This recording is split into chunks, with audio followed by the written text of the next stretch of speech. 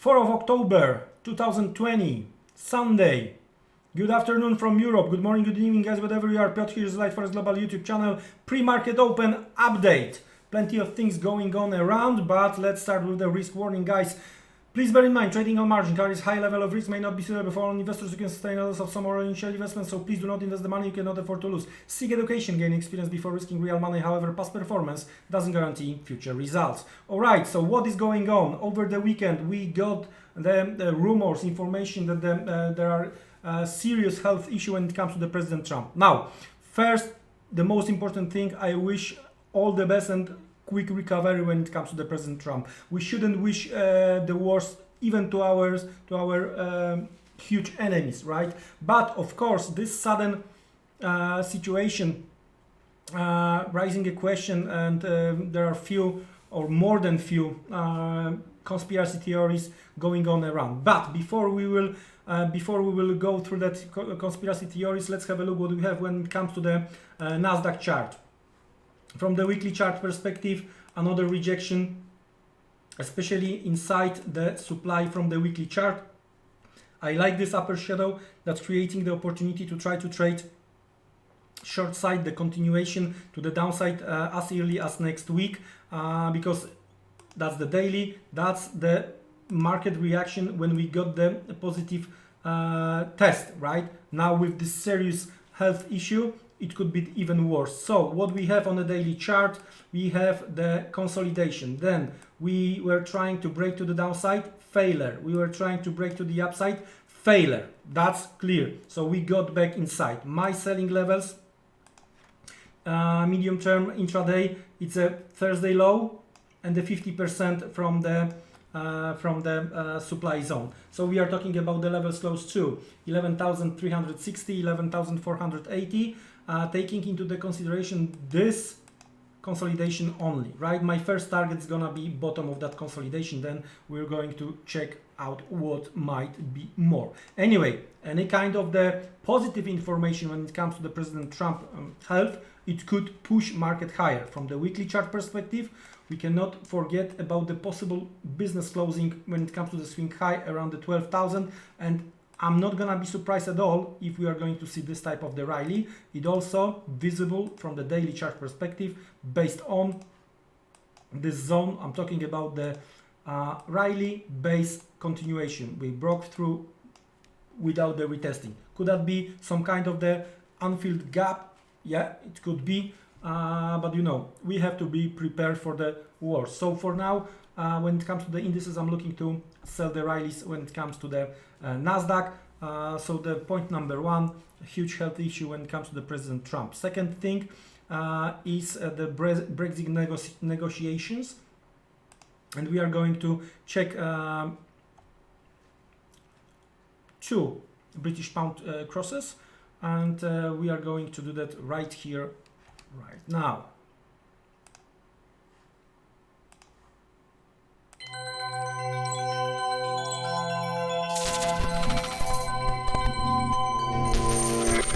All right. Well, I don't know what might going to happen to the dollar. So I'm not gonna discuss today cable with you. I'm going to discuss Euro pound and pound yen with you. First thing first. Johnson's over the weekend says he doesn't want no deal Brexit, but he can live with it, right? So that's important. Both sides, European Union and UK, agreed to intensify the negotiations within the next 11 days. Why 11 days? Because we have EU summit. So that's the very important point number one when it comes to the pound. Then in the background, we have to take into the consideration macroeconomic calendar when it comes to both UK and EU. So let's have a look what we have. On Monday, we have PMI services, both EU and UK, all right? So from the Euro-Pound perspective, that might be very, very interesting. On Tuesday, what we have? We have Lagarde speaking twice, all right? That's quite important. Then what we have on Wednesday? On Wednesday, we have again Lagarde being out. Thursday, Bank of England Bailey speaks, all right? So also quite interesting. And Friday, out of the UK. GDP, industrial production, manufacturing production, both UK, and when it comes to the industrial production, both UK and EU. So let's have a look what we have when it comes to the euro pound. 4 weeks ago, we've seen huge and monster attempt to break higher, right? And since then, some kind of the correction, and what we've seen again, third week of the weakness. But big but, right now we are testing 50% of that big candle. That's number one. Number two, we are testing right here, right now, this place where market was trying to get lower. And as you can see, there was some fight over the course of the week. So from the daily chart perspective, I'm looking to buy a little bit lower, around previous Monday low, right, in relation to that zone. That's number one. But if we are going to go lower, the next level, it could be the retest of 90 psychological level, right, with some kind of the stop count, okay, and then attempt to go higher. As long as we are above 0.9, I think bulls will try to recover, will defend some levels. So either I'm going to buy around 90.40 or levels around 90 and below from the intraday perspective.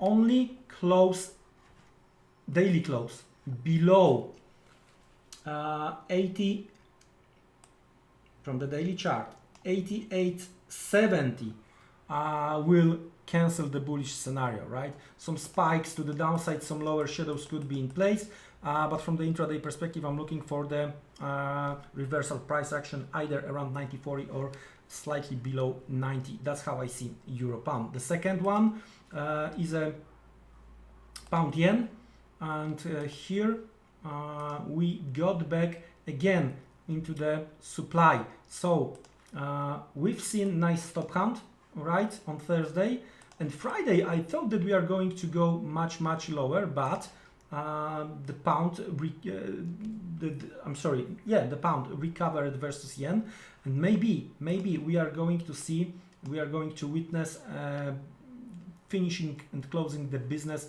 when it comes to the swing high before the move to the downside. So I'm looking for the price action around 36.60, all right, to fade this price action and to look for the lower levels, right?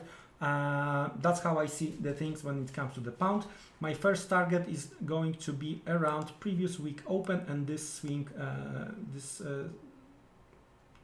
lower shadow over here.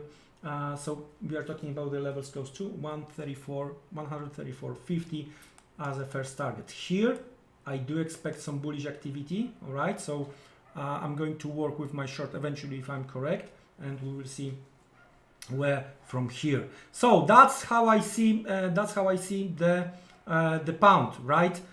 Before we will jump and check another chart, let's check the calendar, and then you are going to discover what kind of the pair we are going to talk about. Okay, so Tuesday we have very important day from the Australian dollar perspective. We have RBA rate decision as well as annual budget release. So now you know that we are going to jump to the Australian dollar.